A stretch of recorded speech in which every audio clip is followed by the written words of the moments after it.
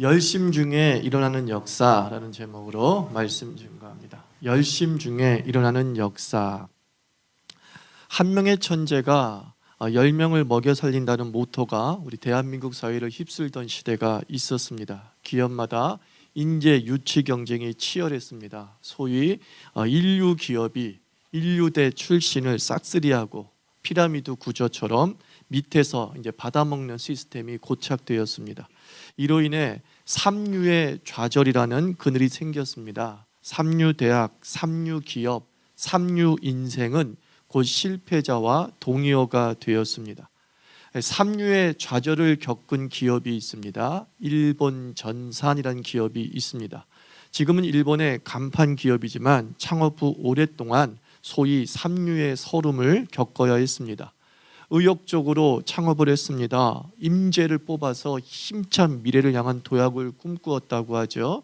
그런데 창업 초기 누구도 그 회사에 지원을 하지 않습니다. 소위 말해서 세상에서 삼류라고 불리어지는 사람들조차 그 회사에 지원하지 않습니다. 1년이 지나고 그 다음 해에 사람을 뽑으니까 이제 지원자들이 삼류대 출신이었다는 겁니다. 학점도 형편없고 줄줄이 기업에 낙방한 뒤에 마지막에 일본 전산에 들른 청년들이었습니다. 난감한 거죠. 인재를 뽑아야 되는데, 인류를 뽑아야 되는데 다 삼류대학 출신이었다는 겁니다. 이때 제가 당연히 이런 얘기를 합니다. 이복에 사위, 기본이 있는 사람을 뽑게. 내가 군 생활을 좀 해보니까 일 잘하는 사람은 따로 있더라고. 밥 빨리 먹는 사람, 세수 빨리 하는 애들이 일을 똑부러지게 잘하더라. 이 얘기를 듣고서 누구에게나 재능이 있구나. 회사에 필요한 재능을 가진 자를 뽑자는 생각을 하게 됩니다. 그래서 기존의 회사들의 입사 전형 방법과 전혀 다른 전형 방법을 세우게 되죠. 큰 소리로 말하기, 밥 빨리 먹기, 오래 달리기, 화장실 청소하기, 이것이 입사 전형입니다. 그리고 그 회사는 이제 인류 기업이 버린 삼류 인생을 통해서 인류 기업을 일궈지게 되는 거죠. 그래서 과거 일본이 잃어버린 10년이라는 시간이 있지 않았습니까? 10년 동안 불황의 늪에 빠졌을 때에 오히려 호황을 누렸던 기업이 이 삼류들을 데리고, 즉 큰 소리로 말하고 밥 빨리 먹고 오래 달리기 하고 화장실 청소가 재능이었던 그 사람들을 데리고서 도리어 호황을 누리게 되죠. 13만 명을 먹이는 기업이 되었습니다. 그리고 나가모리 창업자 회장은 30대, 세계 30대 CEO에 오르기도 했다라고 하는 평전을 제가 읽었습니다. 큰 소리로 말하기, 이거 자신감 아니겠습니까? 밥 빨리 먹기, 의욕이 있으니까 밥 빨리 먹는 거예요. 뭔가 밥 빨리 먹고 다른 일을 하고 싶기 때문이죠.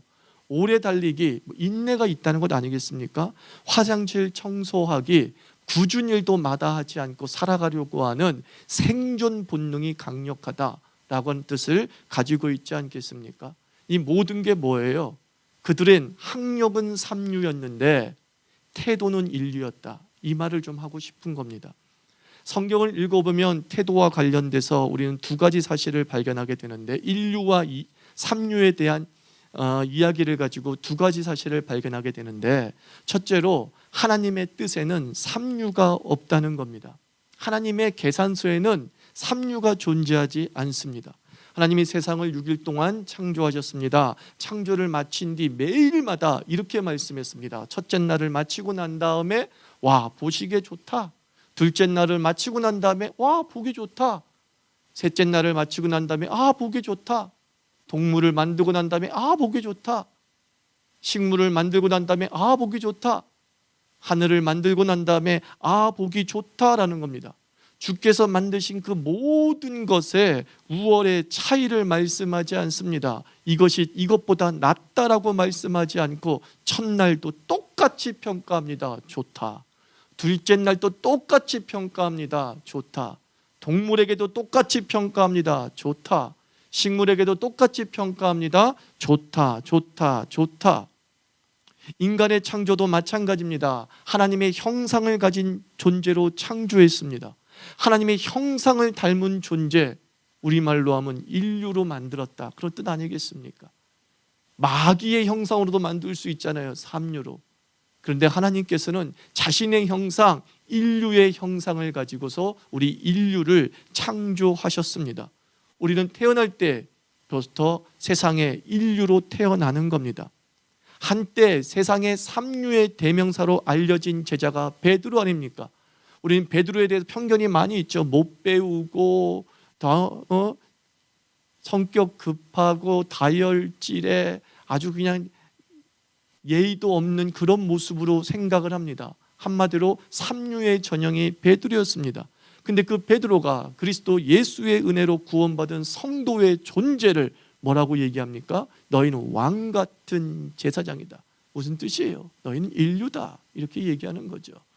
너희는 세상에서 없는 자이고 박탈당한 자이고 핍박받는 자이고 무시당하고 조롱받는 자이다. 세상은 너희를 삼류라 얘기하는데 하나님은 너희를 향해 이렇게 얘기한다. 왕 같은 제사장, 너희는 인류다 라고 말씀한다는 겁니다. 둘째, 성경을 보면 인류의 씨가 있는 것이 아니라 인류의 태도가 있다는 겁니다. 인류는 종자의 문제가 아니라는 것이죠. 태어날 때부터 왕후 장상의 씨가 따로 있는 것이 아니다. 이것은 우리도 익히 알고 있는 사실이지만 성경에도 태어날 때부터 하나님의 창조의 세계 속에서는 씨가 다른 존재가 없다는 것이죠.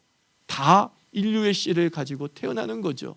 그런데 어떻게 보면은 살아가면서 세상에서는 다 인류로 태어난 그 사람들이 어떤 이들은 인류다라고 인정받기도 하고 어떤 이들은 삼류다라고 무시받는 이유가 무엇입니까? 바로 태도에 있다라는 것을 성경이 가르쳐 주는 거죠. 내비게이터 창소자 리로이 아임스는 이런 말을 했어요. 제자는 태어나는 것이 아니라 만들어지는 것이다. 선천적이 아니다 후천적이라는 것이죠. 우리가 인류가 되고 삼류가 되는 이유는 선천적인 문제가 아니라 후천적인 문제라는 거예요. 주께서 우리를 세상에 보내고 난 다음 그 다음에 우리가 어떻게 사느냐의 문제가 태도가 인류와 삼류를 가르고 있더라는 거죠. 그래서 리더십 연구가 잔 맥스웰 목사님은 리더십 is attitude라고 했어요. 지도력은 태도이다라는 거죠. 태도가 리더의 수준을 결정한다는 겁니다. 하나님의 형상을 닮은 존재란 하나님의 태도를 가진 자 아니겠습니까? 하나님의 태도로 사는 삶은 영광 그 자체이죠. 하나님의 속성을 가지고 살아갔을 때 하나님의 존재 양식이 영광이에요. 우리말로 해서 인류예요. 우리도 하나님의 형상을 가진 존재로서 하나님을 닮아가면 하나님의 태도로 살아가게 될 때 우리도 그 영광의 수혜자가 될 수 있습니다. 그런데 우리에게 기가 막힌 걸림돌이 하나 작용하게 되는 거죠. 그게 바로 죄라는 거예요. 하나님께서 이 세상을 인류로 창조했는데 수많은 사람을 인류로 창조했는데 그 인류된 영혼에게 죄가 침투해 들어오는 거예요. 하나님의 말씀을 어기려고 하는 마음이 들어오는 거예요. 하나님의 뜻에 거스려고 하는 마음이 들어오는 거예요. 하나님의 뜻대로 사는 게 못마땅한 마음이 들어오는 거예요. 그게 죄죠. 그로 말미암아 우리는 하나님이 못마땅하고 하나님의 말씀을 듣는 것이 거북하고 하나님의 말씀대로 살아가는 것이 싫다고 하는 이 죄성이 우리의 태도를 결정하게 되는 게 시작했다는 거예요. 우리의 태도를 하나님으로부터 멀어지게 하죠. 성경은 이 죄인의 태도를 어떤 단어로 설명하고 있습니까? 이 썩을 것들 이렇게 얘기하죠. 이 죽을 것들이라고 얘기하는 거예요. 죄는 뭐라고요? 썩을 것들, 죽을 것들. 죄의 노예가 된 우리는 그 다음부터 하는 모든 태도가 썩을 태도이고 죽을 태도였던 거예요. 그 썩을 태도와 그 죽을 태도가 우리를 부패하게 하고 결국은 죽음에 이르게 하더라는 것입니다.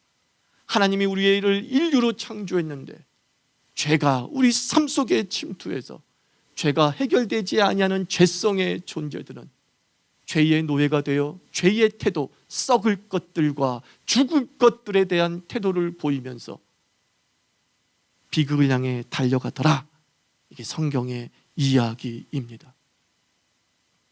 이 일본 전산의 창업자 나가마리 회장이 자신의 직원을 살펴보니까 탓만 하는 사람이 결국 삼류가 됨을 발견하게 됩니다. 직원 때문에, 우리 회사의 시스템 때문에 안 되는 거야, 일을 못하는 거야 라고 말하는 자들이 궁극에는 삼류처럼 살아가더라라는 것을 발견하게 되죠. 탓하는 것, 이게 바로 죄성에 썩을 것이요 죄성에 죽을 것이잖아요.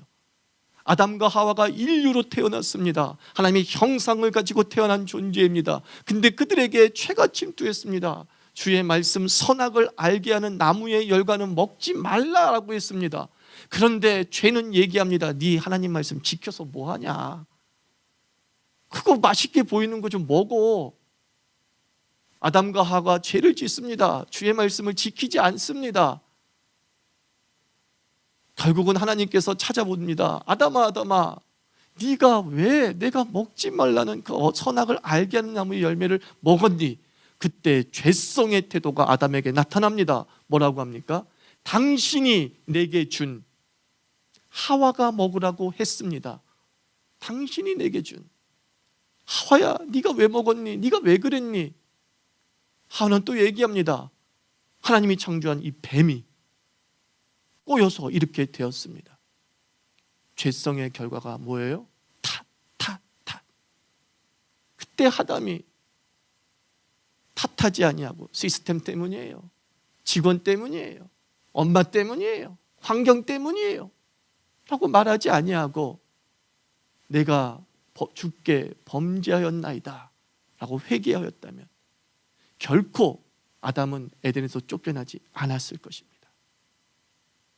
그런데 탓하다가 죄성의 태도가 그의 삶을 지배함으로 말미암아 썩을 것들 죽을 것의 태도가 그의 인생을 지배함으로 말미암아 그는 에덴에서 쫓겨나는 비극을 겪게 되는 것이죠. 썩을 것 중에서, 죽을 것 중에서 최고의 그릇된 태도가 탓이에요. 세상 탓하고 남 탓하고 심지어는 자기 머리 탓하고, 난 머리가 나쁘게 태어났어. 그러면 내 머리가 나쁜 이유가 뭐야? 엄마 아빠가 머리가 나쁘지. 이렇게 거슬러 올라가면서 수많은 핑계거리와 변명거리를 만들어 내는 모습을 보게 됩니다. 그게 다 뭐라고요? 죄성이에요. 썩을 것, 죽을 것에 죄에 노예된 자들의 모습이라는 거죠. 예수를 믿지 않는 사람들도 그 죄성의 결과를 기업을 하면서 발견하는 거예요. 탓하는 자들이 삼류가 되더라. 책임을 지지 않는 자들이 삼류가 되더라. 그렇다고 한다면 하나님의 자녀다운 인류의 태도는 무엇일까? 적용입니다. 첫째가 이거예요. 탄탄한 기본기가 인류의 태도입니다. 사실 일본 전산 이 회사가 30여 개의 도산 기업을 회생시킨 능력도 가지고 있어요. 30여 개의 도산 기업을 회생시켰어요.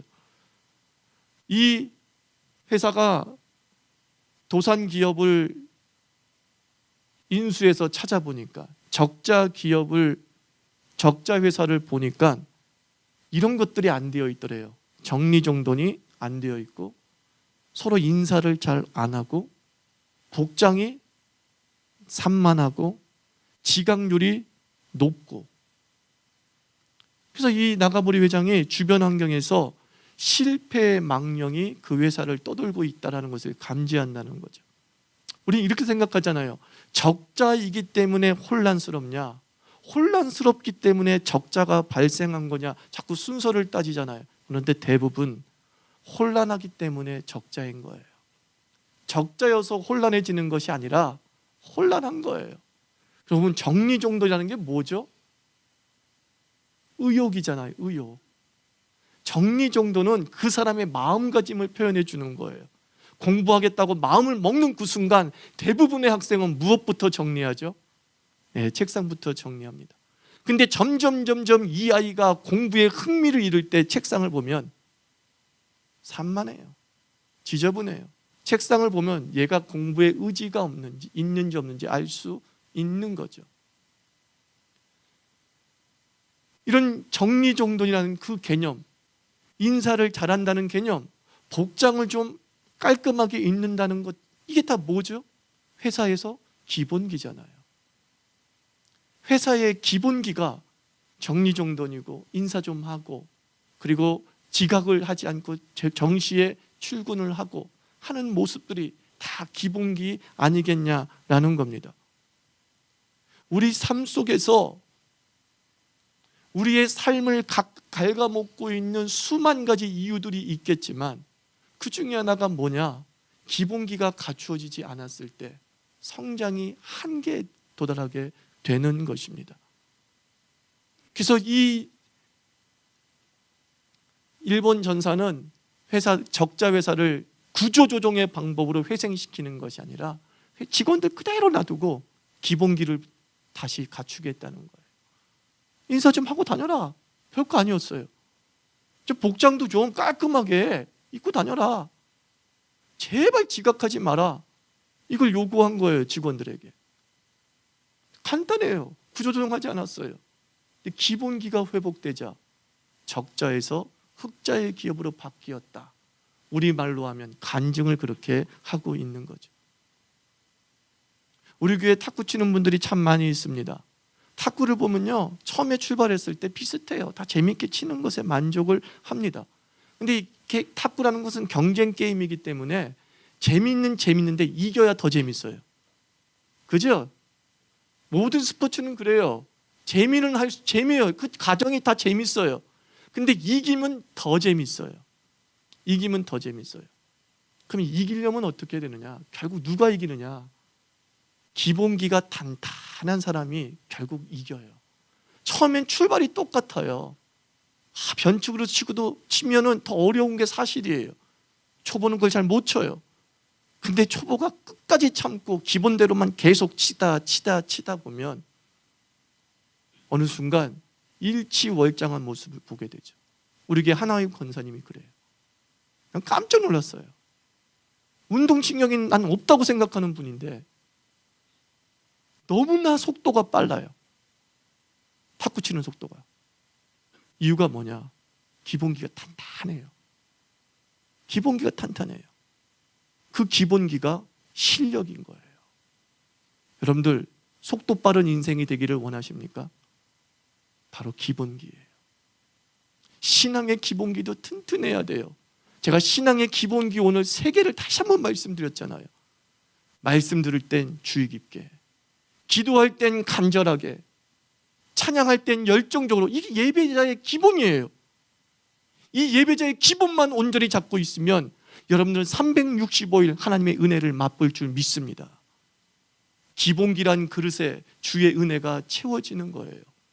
기본기란 태도 속에 성장의 속도가 결정되어지는 거고요. 기본기의 회복을 통해서 우리의 적자 인생이 흑자 인생이 될 줄 믿습니다. 인류의 태도 그 둘째는 뭐냐? 열심이죠. 이 열심은 이렇게 다시 설명할 수 있어요. 비전을 향한 열심이에요. 비전을 향한 열심. 열심이 영어 단어가 참 많이 있어요. 찾아보면 패션이라는 단어도 있고 뭐 여러 가지 단어가 있어요. 그 중에서 아주 어려운 단어가 뭐냐면 enthusiasm이에요. 발음도 힘들어요. 번데기가 들어가요. enthusiasm. 영어로는 되게 발음이 어렵지만 라틴어로는 되게 쉬워요. 엔데오스예요. 안에 하나님이 있어. 그게 열심이에요. 안에 하나님이 있어요. 하나님이 있다는 건 뭡니까? 그 속에, 그 영혼에 불덩어리 하나 던져져 있다는 거예요. 그 속에 꿈과 비전이 꿈틀거리고 있다는 거예요. 꿈과 비전이 꿈틀거리는 불덩이 하나 가지고 있는 사람에게 나타나는 삶의 태도가 뭐냐? 열심이에요. 열심히 산다고 열심히 생기는 게 아니에요. 부지런히 산다고 열심히 생기는 게 아니에요. 내 안에 불덩어리 하나 있으면 열심은 저절로 나와요. 여러분에게 불덩어리 있습니까? 나를 향하신 하나님의 뜻에 대한 불덩어리 하나 갖고 있습니까? 엔데오스 있습니까? 하나님을 심는 거죠. 아이들에게 공부해라 잔소리할 필요 없어요. 그 속에 불덩어리 하나 떨어지게 하는 거예요. 부모는 그 불덩어리 하나 선물하는 거예요. 아들아, 딸아, 하나님을 향한 하나님이 너를 향한 뜻은 이거더라. 너는 결코 삼류로 끝날 인생이 아니야. 네 안에 계신 하나님이 이렇게 역사하셔. 불덩어리 하나 던져주잖아요. 그 불덩어리 하나 불타오르잖아요. 그러면 그 사람은 썩을 것의 태도를 던져버리고 죽을 것의 태도를 던져버리고 열심이라고 하는 태도가 나타나기 시작하는 거예요. 비전을 향한 열정, 비전을 향한 갈망, 이것이 우리를 흔들어 놓는 것이죠. 불덩이 된 열정이 동기화된 열심인 거예요. 엔데오스 기억하십시오. 엔투지에이즘 기억하십시오. 안에 하나님이 있기를 축원합니다. 안에 하나님이 있어야 돼요. 안에 하나님의 비전이 있어야 돼요. 안에 나를 향하신 하나님의 계획이 선명하게 세워지게 될 때 우리는 피땀 흘려 그 푯대를 향해서 달려가게 될 줄 믿습니다. 월급 얼마나 줍니까? 묻습니다. 그러면 회사는 얘기하죠. 월급을 많이 주면 당신은 회사를 위해서 어떤 일을 해줄 수 있습니까? 묵묵부답이라는 거죠. 월급 따라 직장을 옮기죠. 조금 더 받는다, 조금 더 받는다. 근데 어느 순간 멈추는 거죠. 교회 교육자도 묻습니다. 교회 교육자 뽑을 때도 그렇게 문의 오는 그 사람들도 있어요. 사례비가 얼마입니까? 돈 벌려고 목사 된 게 아니잖아요. 근데 사례비가 얼마니까 묻는 사람들이 있어요. 그냥 절대 안 뽑죠. 그 속에 하나님이 없는 거죠. 주의 열정이 없는 거죠. 주의 열정이 없는 거죠. 세상으로 얘기하면 야망이지만 성경적 용어로 얘기하면 소망이죠. 하나님을 향한 뭔가 소망이 하나 있어서 그 소망에 자기 인생을 던질 수 있어야 되는 거죠. 불꽃이 하나 있어서 폭발하는 인생이 되어야 되는 거죠. 그럼 목사님, 그 사람에게 열정이 있는지 없는지, 정말 하나님의 불덩이가 떨어졌는지 안 떨어졌는지 그거 어떻게 알아요? 걔는 계속 그러는데요. 비전이 있어요. 비전이 있어요. 라고 얘기해서 제가 할 말이 없더라고요. 내 아들도 나 꿈이 있어. 나 꿈이 있어. 꿈을 말하는 것과 그게 불덩어리인지 구분하는 방법 가르쳐 드릴게요. 역시 태도로 증명이 돼요. 그에게 불덩어리가 있다고 한다면 나타나는 첫 번째 태도가 뭔지 아십니까? 실행력이 나와요. 실행력. 즉시 하고 반드시 하고 될 때까지 하겠다라는 마음이 있는 거죠. 나한테 불덩어리가 있어. 그런데 그 목적을 향해 달려가지 않는다면 그에겐 불덩어리가 아직 없는 거예요. 난 꿈이 있어 라고 얘기하는데 실행력이 없으면 불덩어리 없는 거예요. 그때 자녀를 위해서 기도해야 돼. 하나님 아버지, 얘가 말로만 꿈을 꾸고 있습니다. 진짜 불덩이가 아직 그에게 떨어지지 않았습니다. 라는 거죠. 우리의 이 열정에 실행력이란 태도가 뒤따라올 때 우린 열매를 맺는 거예요. 두 번째, 그에게 열정이 불덩어리가 하나 있는가 없는가 알 수 있는 태도가 뭐냐? 배가력입니다. 배가력이라는 것은 2배의 열매를 맺게 한다, 그런 뜻이 아니에요. 2배의 노력을 한다, 그런 뜻이에요. 인류를 따라잡기 위해 머리가 부족합니다. 그러면 어떻게 돼요? 2배로 일하면 됩니다. 간단한 법칙이에요. 나보다 앞선 사람이 있습니다. 그럼 어떻게 해야 돼요? 나는 그 앞선 사람을 따라잡기 위해서 2배 더 일하면 되는 거예요. 배가력이에요. 더 애를 써요. 난 머리가 나빠. 그래서 왜 친구는 1시간 동안 외우는데 난 2시간밖에 2시간 돼야지 겨우 외워. 저는 얘기합니다. 2시간 동안 외우라고. 되긴 되잖아.